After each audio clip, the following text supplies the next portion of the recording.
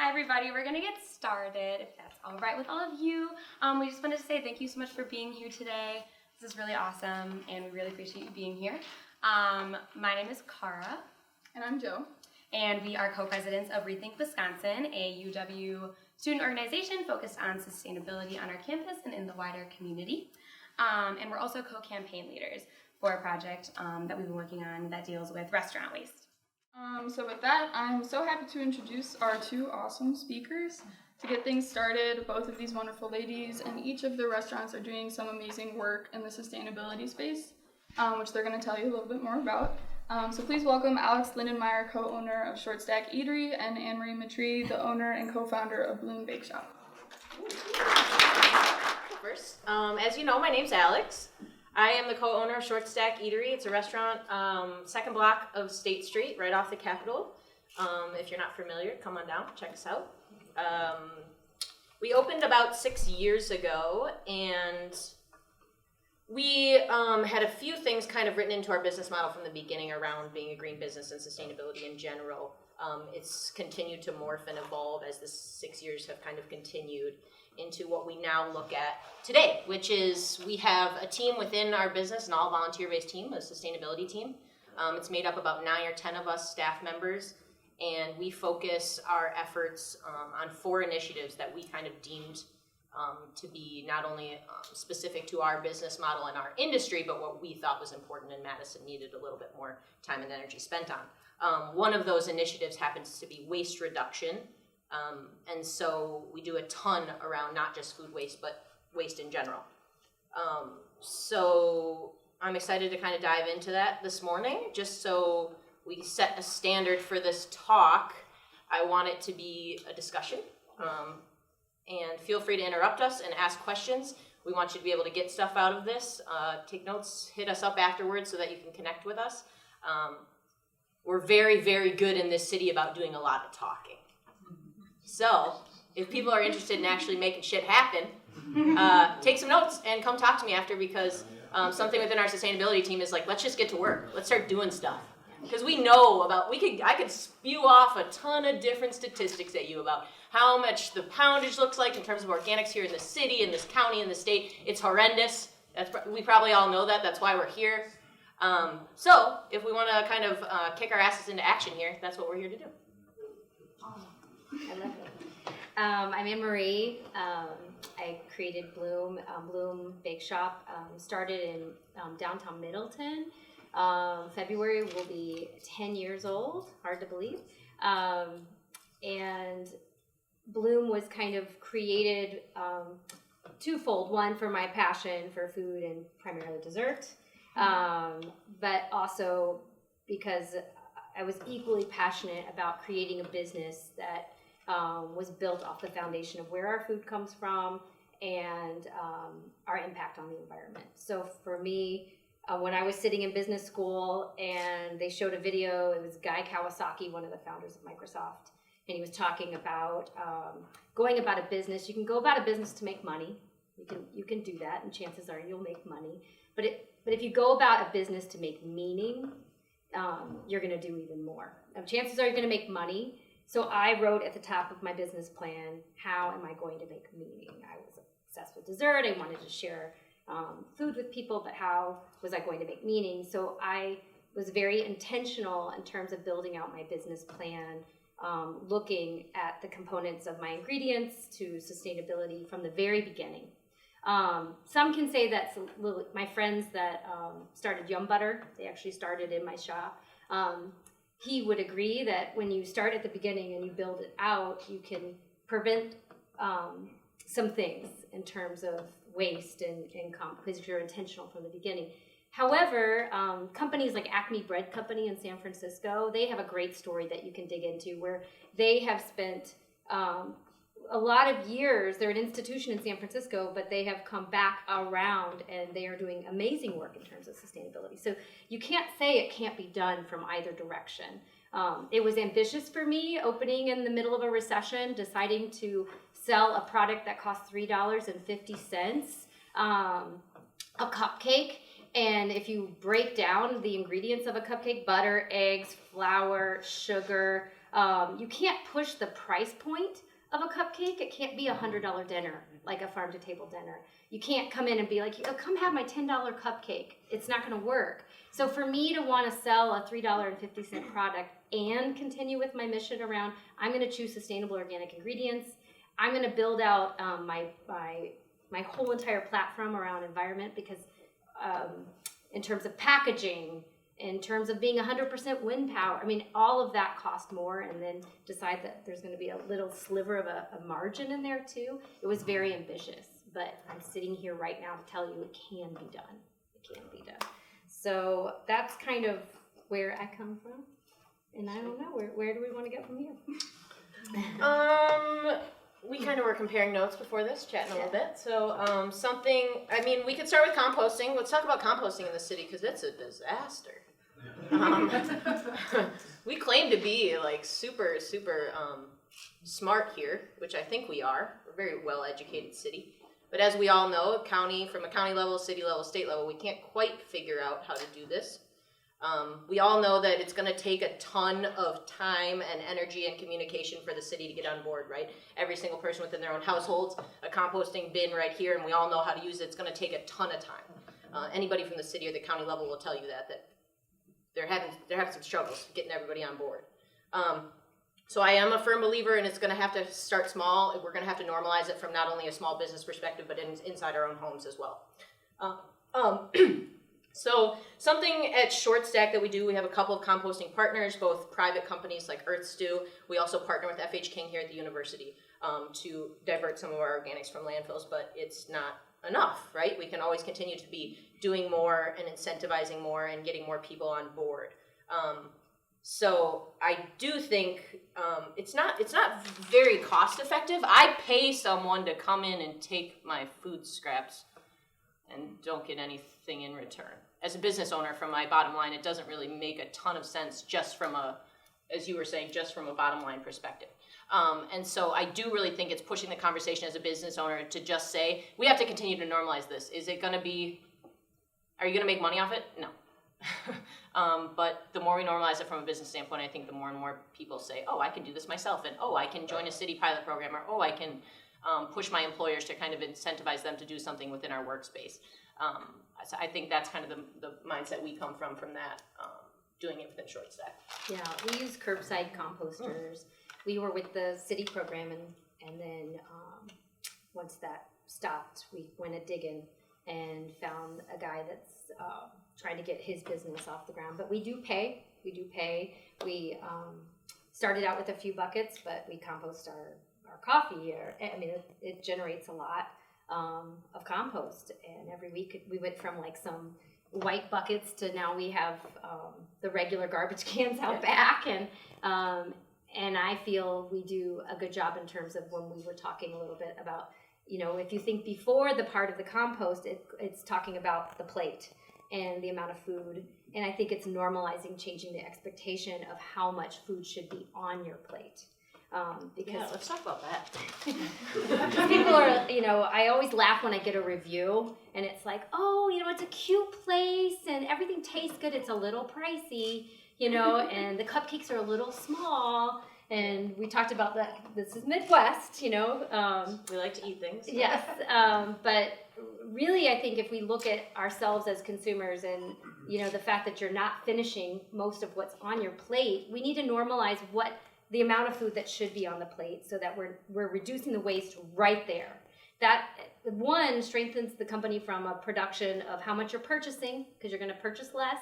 So that's going to keep the company strong. And then the amount of food that's being created, it ties into everything. It's from the amount that you're purchasing to the amount of labor involved. Every single thing we do is made from scratch. People are back there shredding the beets, and so that's less hours shredding the beets. That's less food on the plate, but you're still feeling nourished in food. It's like, what does that look like so that less is in that compost bucket? Yeah, a few things kind of we do to play into this is, one, smaller portions for smaller prices, right? That's where we want to go as a society. We want people to decide, like, hey, I can pay less for less food. We don't need to have huge specials and all-you-can-eat pancakes and all this stuff that just incentivizes people to overeat. Smaller portions for smaller prices is something that we're going to continue to see as a trend in eating, which is an awesome thing. Another thing is, I think we have to do a better job as business owners and whatever fields we're in to communicate our intention, right? If we want to be continuing to reduce food waste, the customer needs to know how we're going about it and why.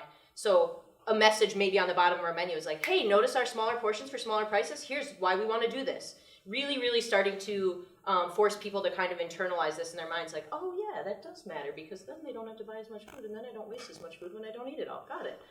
The more we can kind of communicate that to customers, I think that's really important. The other thing we really incentivize people to do is take home their leftovers. I know it sounds silly, but the most of our food waste comes from scraping people's plates into the garbage. People order what they think they want, they don't eat it all, and they don't end up taking it home. So really, really, really just incentivizing people, even just like a little reminder on the table, like, hey, remember we have takeout containers, like take your food home. From an employee standpoint, they have to pay us if they use our takeout containers as a plastic tax. So we really, really incentivize employees to bring their own containers, and we have libraries in Shortstack to like wash the container, leave it there, take it home when you take food home. Again, just always kind of, what can we keep doing to normalize the idea of like, oh, my leftovers, I take them home in a container, I go home, I eat the food, and then I bring the container back. The more and more we can continue to normalize it. And if I don't do that, I have to pay Shortstack a plastic tax for using their take-home containers. The more and more we can kind of internalize and normalize that, both on the customer side and the employee side, I think we can keep I love that. forcing people to not overeat I love it. and waste food. We give, if you bring your packaging back in, we give a discount if you reuse your packaging. But I love we're going to start that. Because we, in terms of what's left at the end of the night, we always let the staff, have free-for-all of desserts, and then we donate whatever's left to charity. And we reuse our compostable boxes that we have. I'm always like, don't, one, it takes a lot of time to build those boxes, and then we down in the basement, we have a table, and we really try to reuse them. They're pretty sturdy, and they can get through a few reusings with that. Cool. One more thing I want to talk a little bit about kind of our sustainability team and getting other people on your team involved. You'd be amazed at how many people care about sustainability and reducing waste, specifically food waste within your organizations. You just have to ask people. It's amazing if you send out one email being like, hey, does everyone want to meet after work at this place to talk about this? People will show up, and people are educated in their fields, and people have stuff to say, and people want to be involved. I think the more people you can get involved from the ground floor of having projects come off the ground, the more successful they'll be. And so I just wanted to give one example. It was like we had a sustainability meeting, and it was like, okay, we're talking about food waste. What does everyone have? Like, what have you been thinking about in the last 4 weeks? What's our next project? What are we doing? Let's get creative. And somebody said, hey, I've noticed we've been composting all of our ends of our bread butts, like the very little part of the end of the toast bread loaf. And somebody said, hey, let's freeze those, and then once a month, let's make bread pudding French toast. And we're all like, okay, great. And somebody else is like, hey, that happens with our day-old pastries when we don't sell them. We can cut them up, and those can go in the bread pudding French toast too. Now, once a month, we have bread pudding French toast as a special, problem solved. I think the more you can kind of throw it out to the crowd, throw it out to people and say, what do we got? What are people thinking about? Let's think about this all the time, so that we can come to these monthly meetings and get projects rolling off the ground. I also like that idea because it doesn't have to be some huge, grand thing, right? It can be one person with idea about bread butts, and all of a sudden we have a project off the ground and we're making shit happen. I think that throw stuff out to the crowd. People have all kinds of ideas. Yeah, I a lot of times I always feel like as owners, you think you have to come up with everything. Mm-hmm. And you have to have all be the that. answers. But Yeah. I feel like anytime we've really gotten strong or come up with an innovation, it's usually when it's opened up, and you keep that open mind and stay humble, because there's a lot of great ideas that come to the table. One thing I was thinking about in terms of as consumers and going out, when I just got back from vacation last night with my family.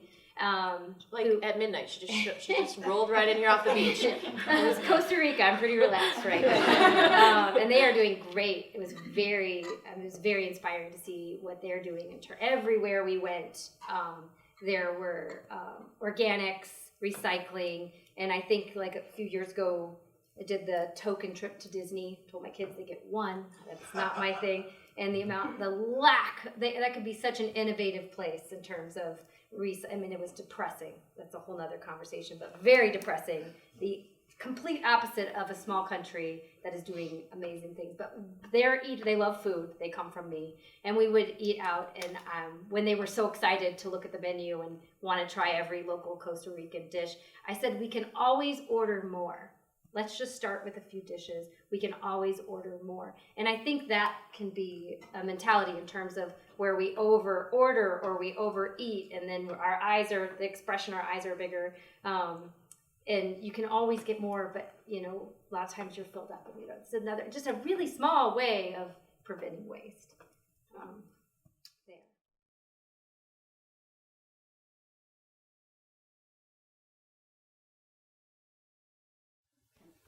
There. Here in Dane County, if it's coming straight from my kitchen, you can't come in and say, hey, I brought my Pyrex, I want food to go, can you put it in this? I can't do that. I can give you a plate of food and you can scrape it in right away.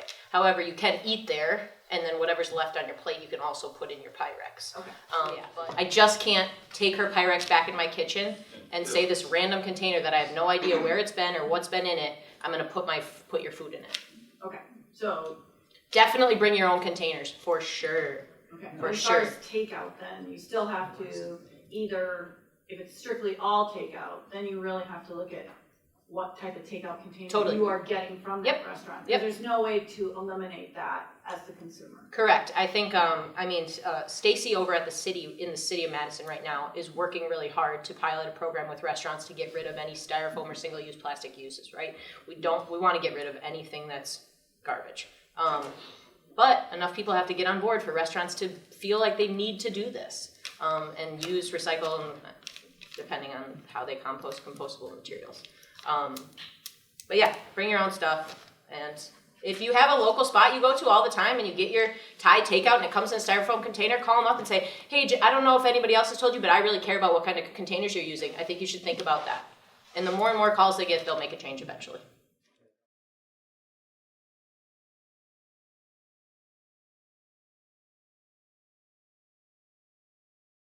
No, but it's a great idea. Any auditing that we can do, we should do, right? Like, I should have big ass scales and I should be putting in exactly what it is and it should be waiting, but no, I have not. It's all good. No.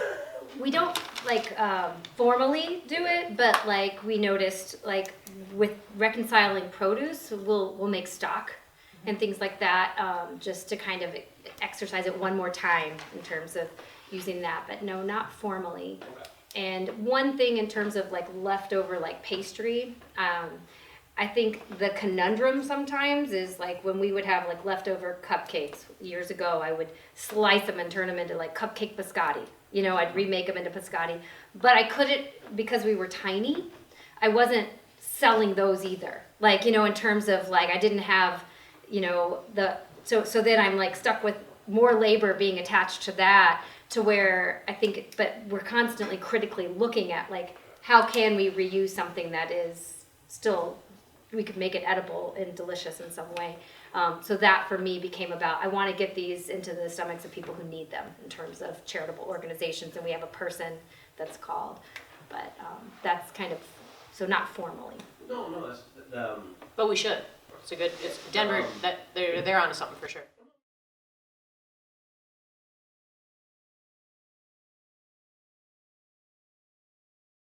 Probably because they're sanitized, they can put them Well, through. I was going to say, you'd have to talk to public health here in Dane County because I don't know if that's, and it might be different from drinks versus food, which I don't know. Never leaves the establishment. Yeah. Yeah. Ever purchased through the establishment.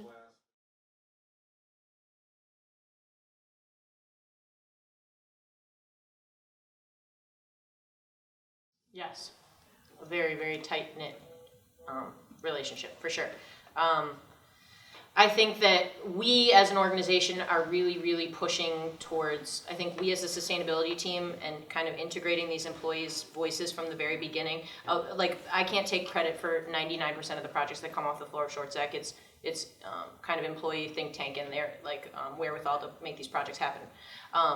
Our most recent project is we're really, really pushing what do we have to do to have equitable living wages within Shortstack. When I say equitable. I don't mean equal. I mean equitable. I want to look at people if they have dependents. I want to look at people if they have different costs associated with whatever their lifestyle may look like. I think, yes, they have a very, very close relationship. And it's not just how we run our business, what we pay our employees, who gets to say what, who has leadership over what. I think all those things are super, super interactive with one another. Sustainability team just happened to be, it was kind of, we were working on projects like waste reduction and local purchasing and really focusing on alternative transportation downtown. And then we all of a sudden kind of were like, oh, we really need to get into race and gender equity, and we need to look at our pay structures here within Shortstack. Having employee voices and me having conversations as a owner of a business and them as an employee is a really strong and uncomfortable thing to happen, right? For us to like sit around and talk about how much they're paid, what they feel about it, and why we should be paying them more. Those are really, really intense, important conversations to be having. So I really promote that kind of dialogue and action among business leaders. You're gonna get uncomfortable. Like, get ready to like be uncomfortable and have dialogue that is important to have. I think that those things are very, very closely interconnected for sure. Do you have any? I agree. I think transparency. I think when you talk about if things are so private or not known, I think I'm pretty open. I mean, I feel even in terms of just my decision making, we sit down with our teams pretty regularly. We have kind of our back of house, we have our baking team, we have our decorating team, and really the way the conversations go is, what do you feel is working? You know, what's working, what's missing, and so it's a constant. It's not a dictatorship in terms of here's what I need you to do. I mean, there are those things. I definitely have high standards in terms of service and these missions, but it's definitely more of an interactive to where I would hope that everyone feels they have a voice. But that transparency, and in terms of, I agree, in terms of equitable, we're in the food service industry. We're trying to build out companies that make meaning, which is why we're here and having these conversations. But the pay is an issue. It is an issue. Healthcare is an issue. And that was something when I started 10 years ago, I felt like my definition of success was going to be when I get healthcare for all my employees. But as I grew from like 3 employees to now over 30, what I found, it was, and to keep, we've never compromised our standards in terms of our ingredients. Even in the vanilla crisis we were talking about, we go through every single ingredient that is used in our place, whether it's edible or cleaning supply, and first we shoot for local. We like local organic. If it's local, then we want to see the value system of how they're treating their employees, their impact on the planet. And then if we can't get it local, what kind of company is that? What are they doing? How are they affecting? How are they treating this? So it's a lot of work to do that. But we have ingredients coming not just from one truck, from many different purveyors walking through our kitchens every day. And we have a dedicated, Nicole goes through every ingredient. So with vanilla, I was in a talk once at the Dream Bank, and this guy tried to use vanilla, like, oh, vanilla's nothing, and it was very personal to me. I made a face. You don't know anything. He was using it for some other expression. Because it's so expensive. Yeah. Well, no, he was using it as a, like, vanilla's not really, like, in a completely different context, and I made a face. He's like, are you a baker? And I'm like, I am, and vanilla's personal to me because there's a lot of cheap vanilla and a lot of corruption around vanilla. And it took me a lot of work of digging. Vanilla's a pretty main ingredient in my desserts. And we use Singing Dog Vanilla, these 2 guys out of Eugene, Oregon that are there's a lot of deforestation. So this extends beyond our city in terms of what we're consuming. And a few years ago when I think it was just like 18 months ago, it was very recently, there was a cyclone and vanilla prices, our vanilla's $1.50 a tablespoon. You're talking about that $3.50 cupcake? It's $1.50 a tablespoon. So we started researching, could we find vanilla less, And we found a lot of corrupt companies out there, a lot of vanilla that's not really vanilla. So we decided to rework all of our recipes and reduce our vanilla, our buttercream, everything. We reduced it. We eliminated anything that we could. And we kept supporting that company because of the work that they're doing. And we did not increase our prices. We did not change our cupcake price or our dessert pricing for that. So I feel like I might have gotten off tangent with the equity. But you made a good point about let's talk about sourcing a little more, yeah. like purveyors from that standpoint. We were talking a little bit before this about, we hear a lot about food miles, how far your food travels. And then we also say, oh, but you should work with a million different purveyors and find the best of the best in your local food network. But then that means 57 trucks coming to Shortstack every week as opposed to one truck and that carbon footprint.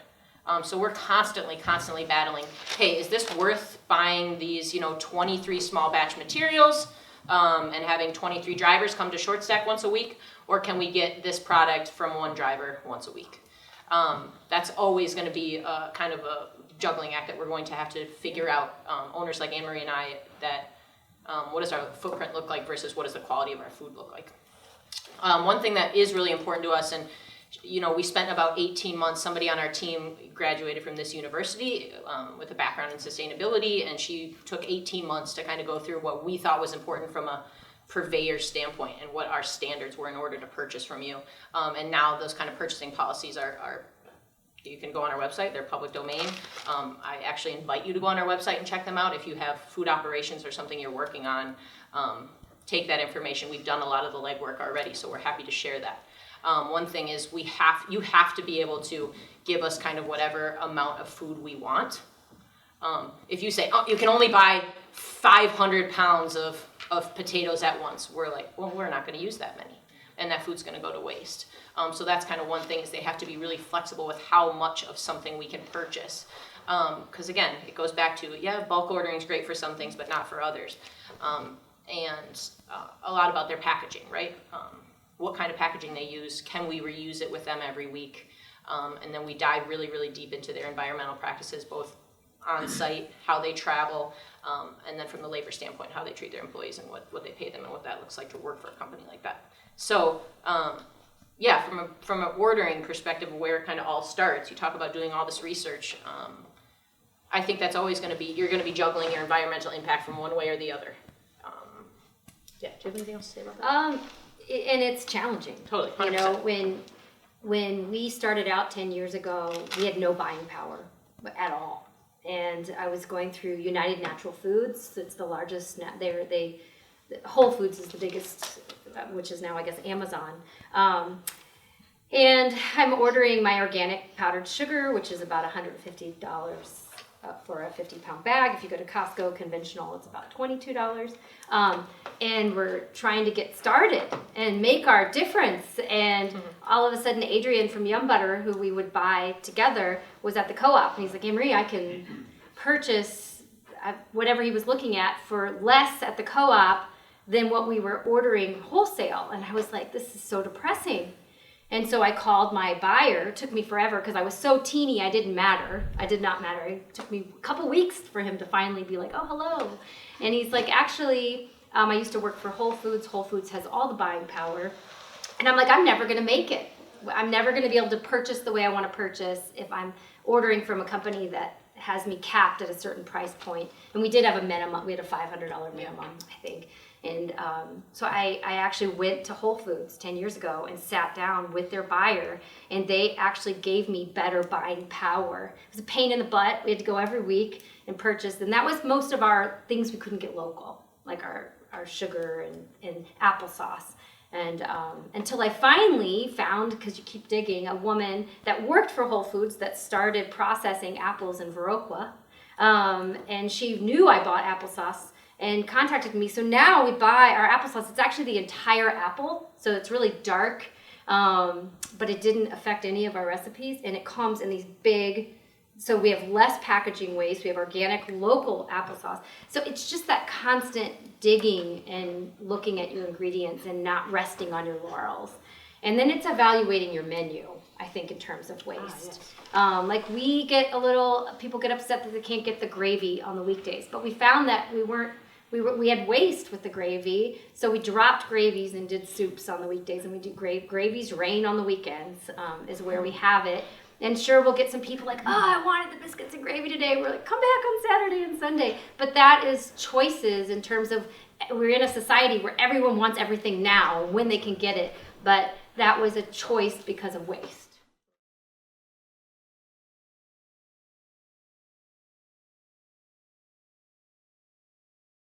I think one way in 2019 that we have a lot of transparency and communication around is social media, right? Shortstack is on 4 platforms and thousands of followers that we push out sustainability content to all the time. I think social media is a big way we communicate that.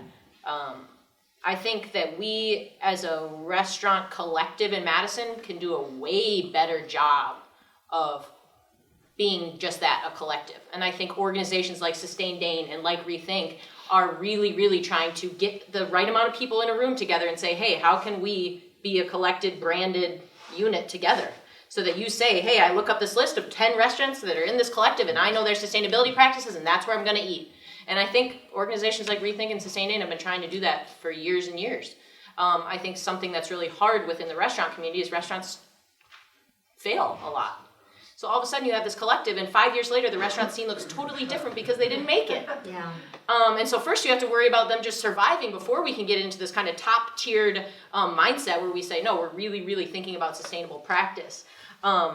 So I think the more we can get on board with organizations like this that put people in the same room, the more we can do a better job of that as restaurants. And I think the same thing, we talk about city piloting programs for compost, right?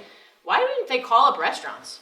At first they were talking about just big organizations, right? The CUNA Mutuals of the world, the UW credit unions, the big organizations with a bunch of employees. But when you look at their actual food waste and poundage, they should be talking to restaurants. We have tons of food waste. I think we could be doing a better job, for sure. And I think that organizations like these guys are the ones to take us there. So if you've never heard of REthink, learn more about them. If you never heard about Sustain Dane, learn more about them because they're the ones. They're the ones doing this work, I think.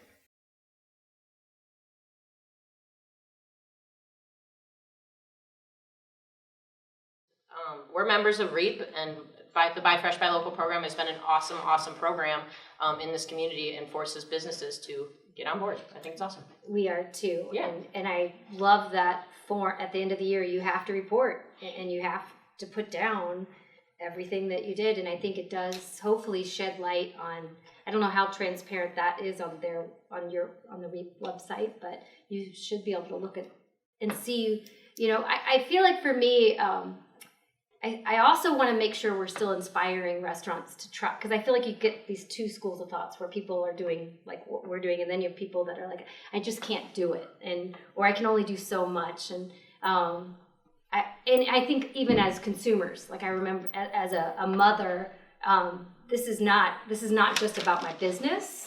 This is who I am as a person. This is how I feed my children. This is how I buy at home too. But I feel like I'll get into conversations with people where they're like, oh, I can't afford to buy milk that costs that much. And so I always feel like for me, I don't want to be polarizing because we have to start somewhere and we can't condemn people, for choice. So I feel like that's my big thing is I want to make sure we're embracing everyone. And then I'm going to push because we know it can be done. Another thing in terms of restaurants is I have high expectations with my staff in terms of their knowledge base to communicate to you. I always say when I'm interviewing, there are jobs to be had. You can go on Craigslist and there are lots of jobs where you can stand around. That is not what's going to happen at Bloom. I want you to understand what we're selling and how we're selling it. And if you want to work at a place where you're going to engage with a customer, and I always say to consumers, as my customers, if you want to go somewhere and be anonymous, and not be checked on and not asked how your day is or how was your vacation last week, there are plenty of places to be ignored, but that will not happen in our establishment because we want to engage with you and we want to have these meaningful conversations. So that is where we stand. And it is also a lot of this information. We don't have, we have all our purveyors and a lot of our practices on our website, but I think we could take it a step further and explain more what we do as well.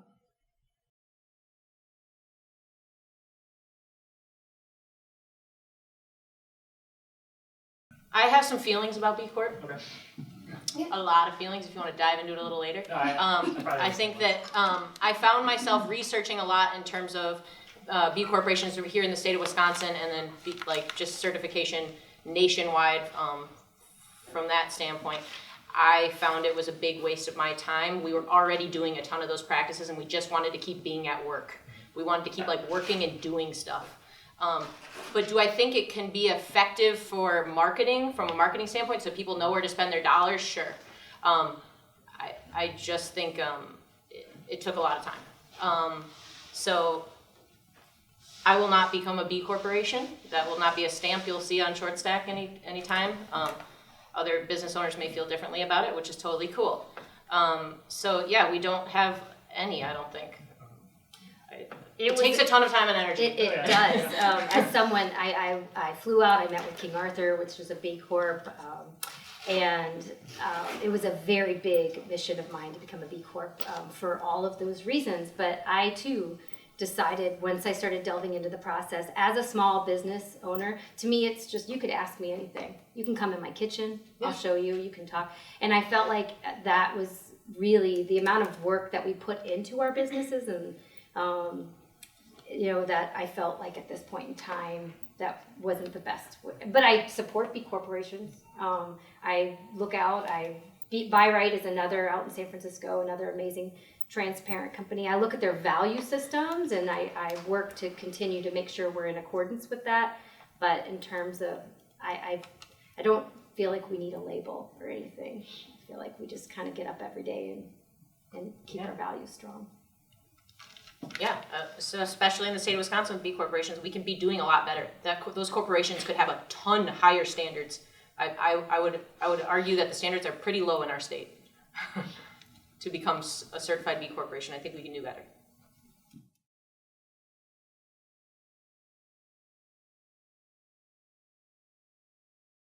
Yeah, what my kind of goal was, I think REthink is doing great work, and they, like other organizations like REAP and Sustain Dane, have the power to bring these people in the same room. Something needs to come out of this. We need to have some sort of collective around food service in the city. There's so much food service, you guys. The amount of pounds of food that we all make and eat, and the amount of employees that work at food-related companies in this county is insane. That collective power is huge. It's just a little unharnessed, and I think we can do a better job. So before we leave here today, connect with people, ask the right questions. Thanks for doing that. And if I can say so, to connect that to, I'm Travis Blomberg with WasteCap Resource Solutions, and collectively with statewide, we're trying to put together a Wisconsin Organics Recovery Consortium. So that means a lot of different people, businesses, universities. Yes. So across the whole entire supply chain of how this food waste or any type of organic waste is created. So if you want more information about that, or to stop by our booth downstairs, and I'll get your information and put you on the list. In the next 2 months, we'll actually be publicly talking about that. So. Awesome, thanks, Travis. Yep.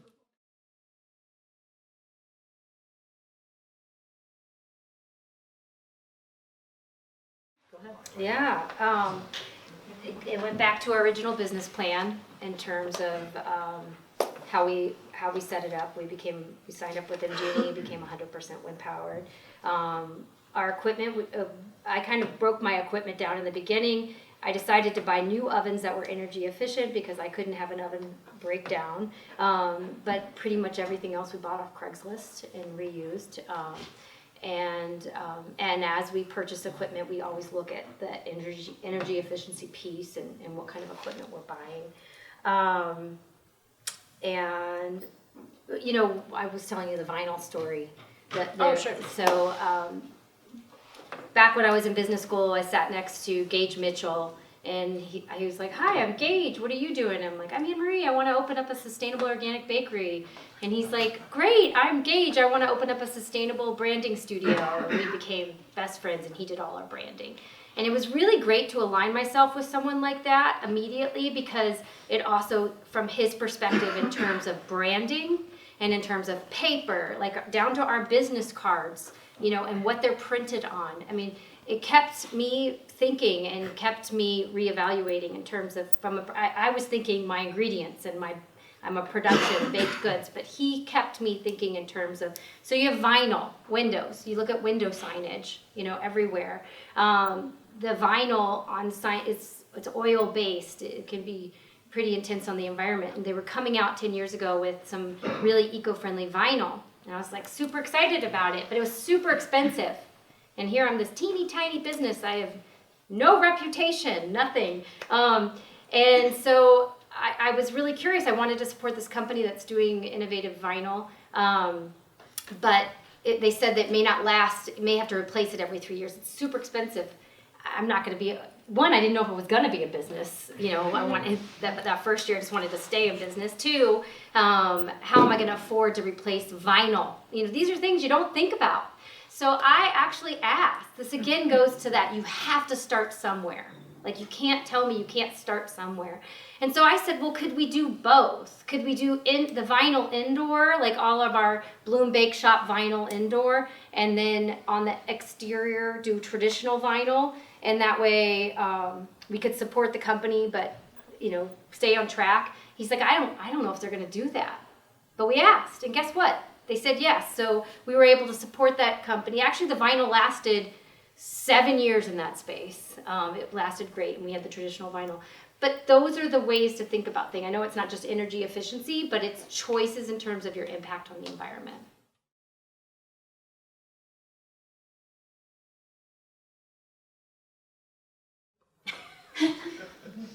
It was just exciting to see her today. I don't leave our shops.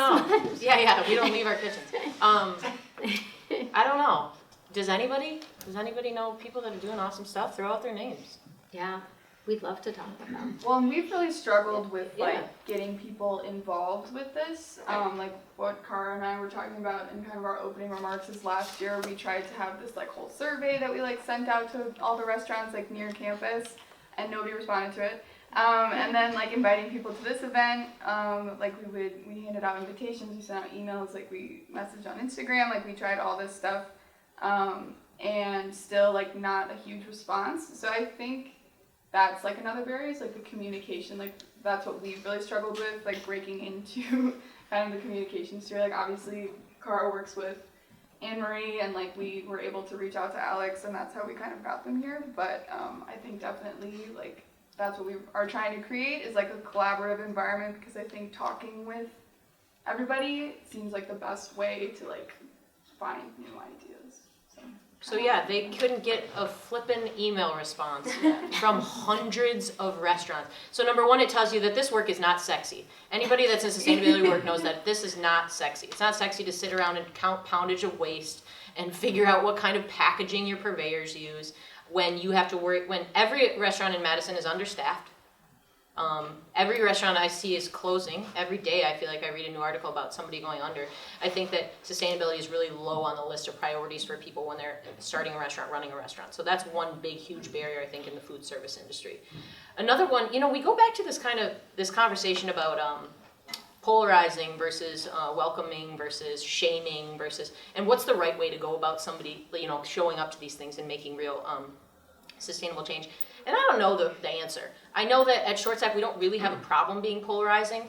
I know I get a lot of email inboxes about why can't I just come to eat breakfast at your place and not worry about all this messaging and politics, and I tell them that they can go to Denny's. Go to Denny's. I know tons of Denny's. Go to Denny's. And so I am not really interested in making people feel comfortable about this. If we know anything, and again, Madison's a very, very educated city. I'm assuming everyone in this room knows that this is dire consequence in terms of sustainability and environmentalism in this country, on this earth. And so I think that, if you want to know about what Shortstack's going to continue to do, we'll probably just go more polarizing and continue to call people out and say hey, I noticed you were on their email listserv and you didn't respond. So thanks for bringing that up, because nobody could name another restaurant and they couldn't get one email response. So I think we have to, one. So I think we do really have to keep pushing this, because the way we eat, and to the point of it starts with people at home and how they buy and what they throw in their own trash and what their kitchen scraps look like at the end of dinner. It really does start with our own individual practice. And so I think we need to continue to push people a little harder, make people maybe feel a little uncomfortable.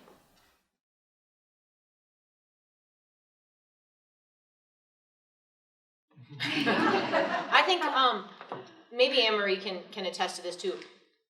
Restaurants is a really hard space because you're a public-facing company, right? People come into your establishment every day. Imagine if you were in your office at work, and every day anybody could just walk in and say, you know what, I gotta talk to you about this. Imagine if that happened to you every day you were at work, every minute. You wouldn't have any idea who could walk into your door. It forces you to be a continual learner. All the time I have things to learn from everyone and anyone. It forces you to. From the beginning, my business partner and I wanted to be like a community spot. We're on the isthmus. Isthmus is a fancy word for bridge. We want to like know everything that's going on in this community. We want to support the community that supports us. In order to do that, we have to keep learning, keep meeting people, keep hearing people, keep listening. For sure. Do you have anything to say? No, I echo it wholeheartedly in terms of that's exactly what we built. Bloom was so much more than just feeding people, and I feel like at 10 years, I feel like I'm just getting started. Yeah. I feel more ambitious than ever. That's because you just got back from Costa Rica. Yeah, give me a Yeah. And we still have a lot more work to do. And we can always, and I think as long as we stay there, we will keep growing, and so thanks for having us here today. Yeah.